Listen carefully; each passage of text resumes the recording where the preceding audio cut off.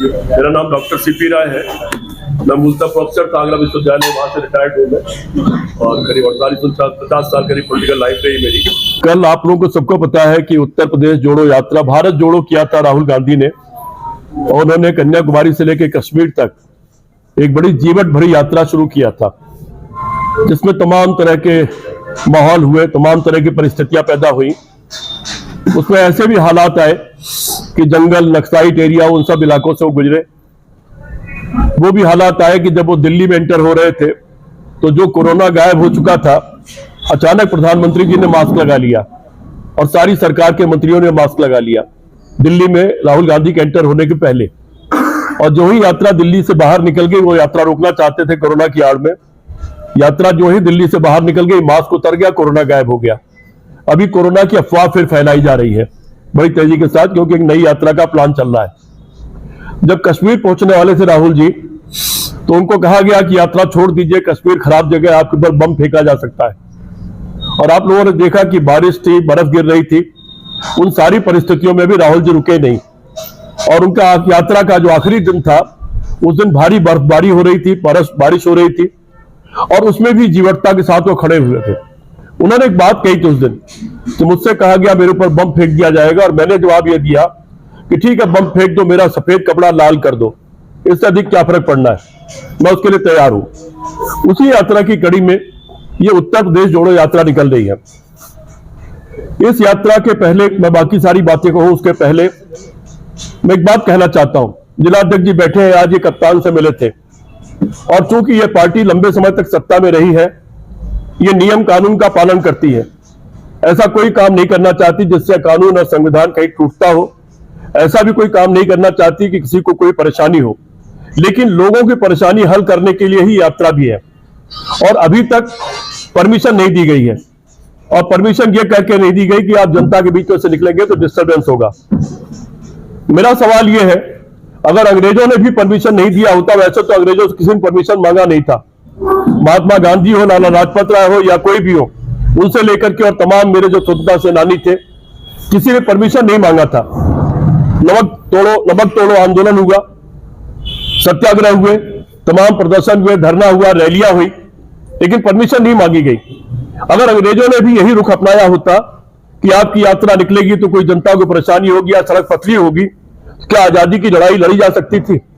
या दूसरे शब्दों में यह कहें कि क्या अंग्रेजों से भी बदतर सरकार चल रही है, जो अपने देश में लोकतांत्रिक अधिकारों को कुचलना चाहती है, और हमारा शांतिपूर्ण घोषित हमारा जो कार्यक्रम है जन जुड़ाव का, जनता से जुड़ने का, उसको रोके रखना चाहती है। पूरे कोरोना काल में अमित शाह और मोदी रैलियां करते रहे और कोरोना फैलाते रहे। पूरे कोरोना काल में उन्होंने ट्रंप को बुलाकर उसका स्वागत किया, कोरोना फैलाया। उनसे कोरोना नहीं फैला, लेकिन बाकी लोगों से कोरोना फैलता था, बाकी लोगों को रोका जाता था। इस समय कांग्रेस पार्टी ने यह जोड़ने की यात्रा निकाली है, उसका नाम ही रखा गया है उत्तर प्रदेश जोड़ो, यूपी जोड़ो, पहले भारत जोड़ो था। और जोड़ों की यात्रा इसलिए निकाली गई है कि देश टूटा हुआ है, देश का दिल टूटा हुआ है, देश की आत्मा टूटी हुई है, विघटन है देश में और समाज में, बहुत बुरी तरह फैला दिया आरएसएस और उनके लोगों ने। इसलिए हम जोड़ने के लिए निकले हैं कि देश को जोड़ने की जरूरत है। देश गुलाम इसलिए हुआ था कि हम टूटे हुए थे, अलग अलग बटे हुए थे। देश आजाद इसलिए हुआ, हम एक हो गए, एक होकर के हमने चुनौती दे दी, अंग्रेजों भारत छोड़ो, तो देश आजाद हो गया। हम वही भारत का निर्माण करना चाहते हैं। महंगाई चरम सीमा पर है, बेरोजगारी 45 साल की सबसे ज्यादा है। पिछले 69 साल में देश के ऊपर कर्जा कुल 54 लाख करोड़ रुपए था, वो करीब 4 गुना हो गया है। ये पता नहीं कि कर्जा वो क्यों लिया गया और कहां गया है। चीन को लाल आंख दिखाने की बात कहा था मोदी ने, और चीन 1200 वर्ग मील जमीन हमारी घेर के बैठ गया है, हर रोज 2-4 कदम और टहलकदमी कर लेता है। पाकिस्तान की सीमा पर एक सर के बदले 100 सर आने वाले थे, और कोई हफ्ता ऐसा नहीं बीतता जो हमारे कुछ जवान शहीद ना हो जाते हो। किसानों की आय दोगुनी होने वाली थी 2022 में ही, उसकी क्या हालत है वो आपको पता है। 2 करोड़ रोजगार हर साल मिलने वाले थे, उसकी हालत क्या है? अब तक 18 करोड़ 19 करोड़ मिल जाने चाहिए थे, उल्टे इससे डबल रोजगार गायब हो गए हैं। इससे ज्यादा शर्मनाक क्या होगा कि कोई सरकार खुद ये कह रही है कि देश इतनी बुरी हालत में है कि 80 करोड़ लोगों को भीख का अनाज देकर जिंदा रखना पड़ रहा है। इतनी बुरी हालत तो कभी नहीं थी। डॉक्टर मनमोहन सिंह की सरकार में 30 करोड़ के लोग करीब गरीबी की रेखा के ऊपर चले गए थे और हमको रोजगार भीख में नहीं देना पड़ा, हमको भीख में हमको उनको राशन नहीं देना पड़ रहा था। मनरेगा के नाम पर काम के बदले जरूर लोगों को पैसा दिया गया कि काम करिए और पैसा लीजिए, जिनके पास रोजगार ना हो वो काम करें और उनके लिए हम रोजगार उपलब्ध करा रहे हैं। लेकिन इस वक्त भीख खिला करके 80 करोड़ जनता को नकारा बनाने के तरीका और उनको बेकार करने की साजिश, ये इन सब चीज के खिलाफ हमारी यात्रा है। हमारी यात्रा लोगों को दिलों को जोड़ने की यात्रा है। अभी एनबीआरसी का डाटा आया है, उसमें आया है कि उत्तर हत्याओं के मामले में उत्तर प्रदेश सबसे टॉप पर है। बलात्कार की स्थिति आप देख ही रहे हैं, डकैती अपहरण के मामले में सबसे टॉप पर है। ये सरकारी डाटा हमारा नहीं है। तो ये जो व्यवस्था है, जो शासन की अयोग्यता और अक्षमता है, जो अयोग्य शासन है, उसको हटाने के लिए हमारी ये यात्रा है। हमसे किसी ने सवाल पूछा कि आप क्यों चाहते हैं? हम इसलिए चाहते हैं कि ये देश पहले भी दूसरों के चंगुल में था और कांग्रेस पार्टी ने पूरे देश के लोगों को मिलाकर के एक लड़ाई लड़ी और देश को उसकी आजादी दे कि आप खुली हवा में सांस ले सकें, आप अपने फैसले खुद कर सकें। और आज परिणाम यह है कि इस वक्त तक 150 से ज्यादा सांसद संसद से बर्खास्त कर दिए गए, सिर्फ इसलिए कि वो संसद में खड़े होकर के आवाज लगा रहे हैं कि संसद में जो इस तरह से वो नौजवान कूदे वो एक बड़ी चूक है। आपने तो ये कहा था कि हम ऐसा संसद भवन बना रहे हैं जो परिंदा पर नहीं मार पाएगा, लेकिन उसके बाद वो नौजवान उसमें कूद गए और किस तरह से वो धुएं का बम या धुएं की जो भी चीज थी वो लेकर के अंदर आ गए। अगर वो कोई जहरीली गैस होती तो क्या होता? पहले आतंकवादियों ने हमला जरूर किया था, लेकिन वो संसद के भीतर नहीं घुस पाए थे। संसद के बाहर ही हमारे बहादुर जवानों ने अपनी शहादत देकर के उनको मार गिराया था।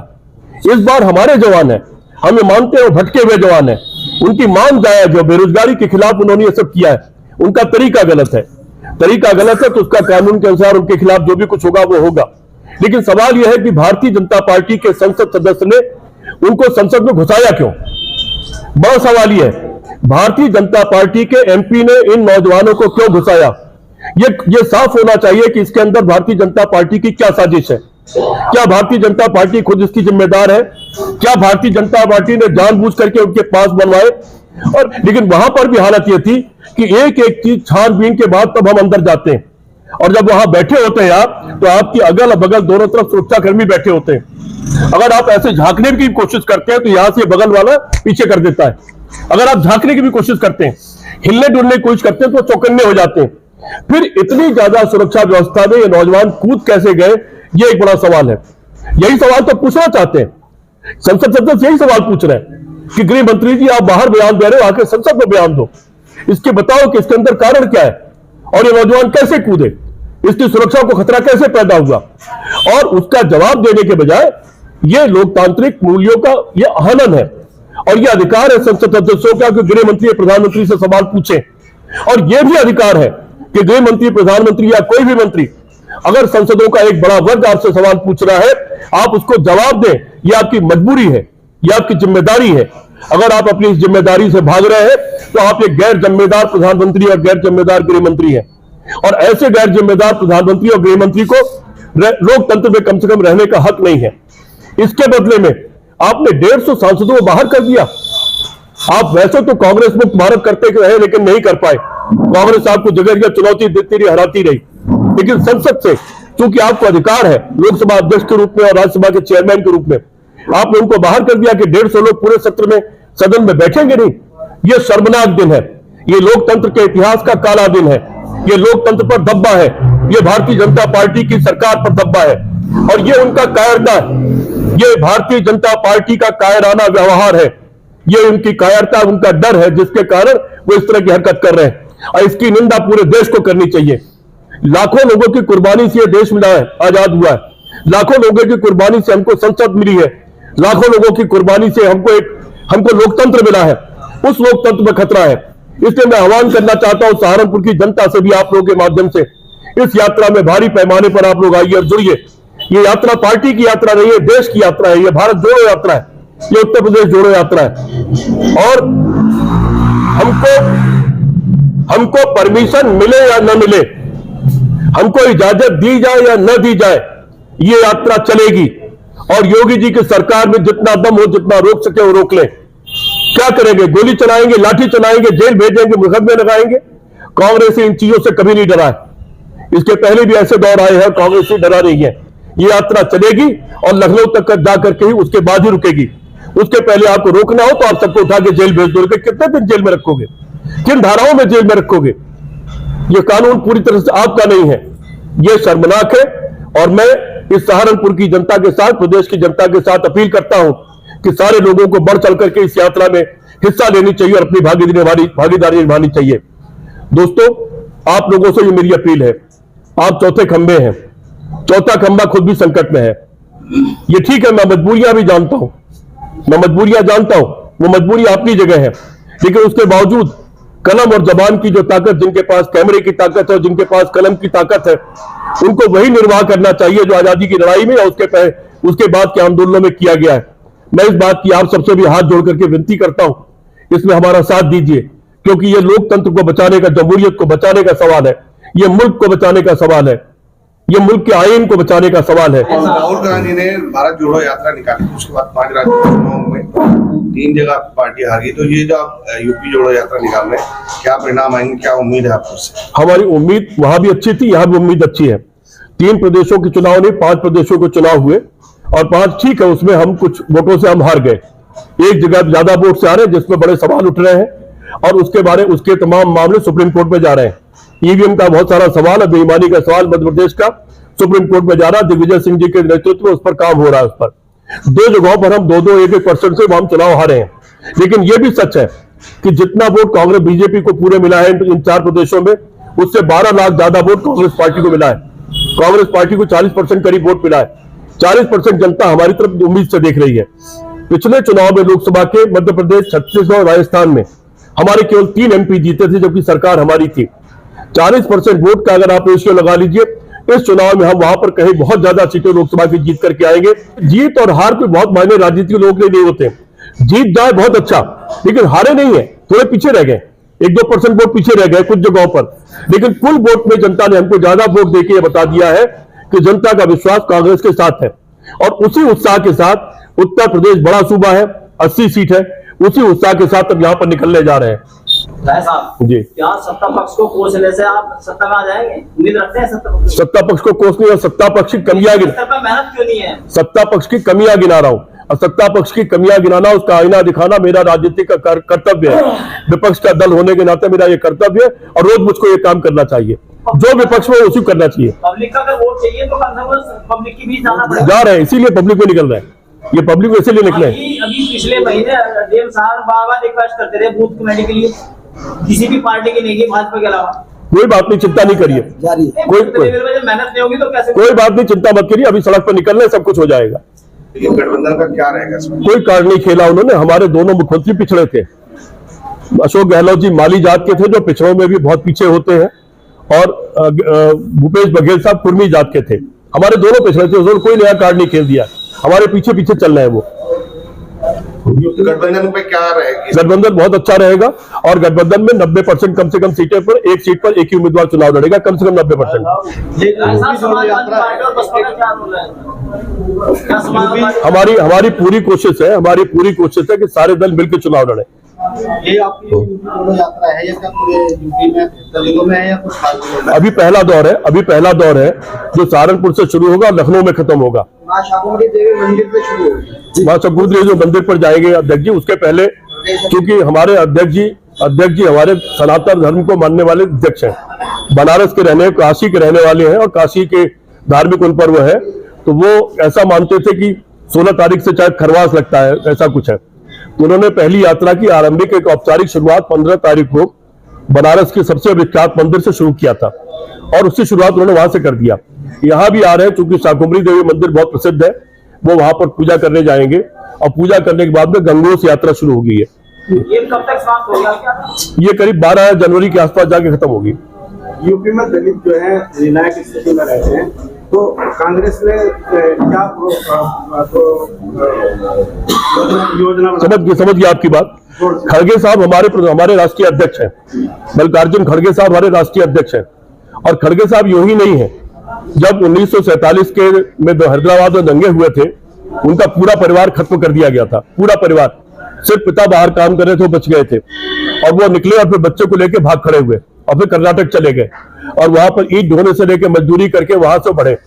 खड़गे साहब ने नीचे ब्लॉक लेवल की कमेटी में मजदूरों के नेता ग्रुप में काम शुरू करके 52 साल तक राजनीति की है, तब वो आज राजनीति में है। 52 साल की उनकी संसदीय पॉलिटिक्स और विधानसभा लोकसभा की। वो दलित समाज के हैं, अति दलित समाज के हैं, वो हमारे राष्ट्रीय अध्यक्ष हैं। और निश्चित तौर पर जो राष्ट्रीय अध्यक्ष पार्टी का होता है वो कोई उसके अंदर कोई भी संभावनाएं होती हैं। कल को प्रधानमंत्री का भी कोई सवाल आएगा, जो नाम उठेंगे प्रधानमंत्री के जिनमें फैसला होगा, निश्चित तौर पर उसमें एक नाम कांग्रेस के राष्ट्रीय अध्यक्ष का भी होगा। बाकी निर्णय तो गठबंधन करेगा कि कौन प्रधानमंत्री होगा। लेकिन खड़गे साहब उसके एक संभावित उम्मीदवार हो सकते हैं। ये अपने आप में बहुत बड़ी चीज है, लोगों को इसके बारे में समझना और सोचना चाहिए। बोलो। परमिशन के बिना भी यात्रा निकालेंगे आप? कांग्रेस पार्टी रुकेगी नहीं, यात्रा हरावत में निकलेगी। क्या परमिशन, एक बात सुनिए, हम लोगों का जो पुराना तरीका था, मारेंगे भी नहीं मानेंगे भी नहीं, ये पुराना तरीका हम लोगों का था। परमिशन की बातें अब कब शुरू हुई मुझे नहीं मालूम। मैं जब बचपन में राजनीति करता था, socialist party doctor Ram Manohar Lohia की थी, हमने कभी परमिशन नहीं ली। अगर कोई ऐसी चीज होती थी कि कहीं ऐसा लगता था कि बहुत भीड़ भाड़ होने वाली है तो सूचना दी जाती थी, सूचनार्थ प्रेषित, परमिशन नहीं लेते थे हम। राय साहब, इंडिया गठबंधन को लेकर एक राय विपक्ष एक राय नहीं है। आज उद्धव ठाकरे ने कहा है कि यदि संयोजक को हम प्रधानमंत्री चेहरा नहीं मानते, करने के बाद अलग मिल रहे हैं, नीतीश कुमार अलग मिल रहे हैं। इनके मैं बताता सवाल समझ गया। नेताओं का मिलना एक अच्छा लक्षण है कि विभिन्न नेता आपस में मिलते रहे, आपसी राय बात करते रहे। लेकिन 19 तारीख को सारे नेताओं की सामूहिक बैठक है, उसमें सारे नेता शामिल हो रहे हैं। पहले भी लोग सवाल उठा रहे थे कि ये लोग मिल नहीं पाएंगे, लेकिन आपने देखा कि महाराष्ट्र की मीटिंग के बाद हमने सब कमेटियां बना दी। वो कमेटियां अपना काम लगातार कर रही हैं। सारी चीजें बिल्कुल बेकार चली जाएंगी, सब निरर्थक साबित होंगी और ये इंडिया गठबंधन बहुत मजबूती से एक होकर के लड़ेगा और अंतिम समय तक एक रहेगा पूरी ताकत से। पिछले जो चुनाव हुए विधानसभा में सीट को लेके समाजवादी पार्टी में कांग्रेस में सीट को लेकर था, तो कहीं लोकसभा नहीं, कोई नहीं। ये अगर आप आपस में बैठेंगे, ये कोई मुद्दा नहीं रहेगा। जब आपस में बैठेंगे तो तय हो जाएगा, उसमें कोई विवाद नहीं पैदा होगा। पद यात्रा गंगों से शुरू होगी, पैदल जो चलेंगे वो हम गंगों से चलेंगे। टाइम बता दो वहाँ का। जी, यूपी जोड़ो यात्रा यूपी जोड़ो यात्रा का जो शुभारंभ है, जैसे साहब ने बताया कि उसका 15 तारीख में ऑलरेडी हो भी चुका है काशी में, बनारस में। लेकिन यूपी की जो यात्रा, पद यात्रा शुरू होगी वो गंगों से होगी। ये कार्यक्रम जो पूजा अर्चना के है, शाकुंभरी देवी का है और जो कार्यक्रम है, ये स्वागत है, पद यात्रा के नहीं है। पद यात्रा गंगों से शुरू होगी।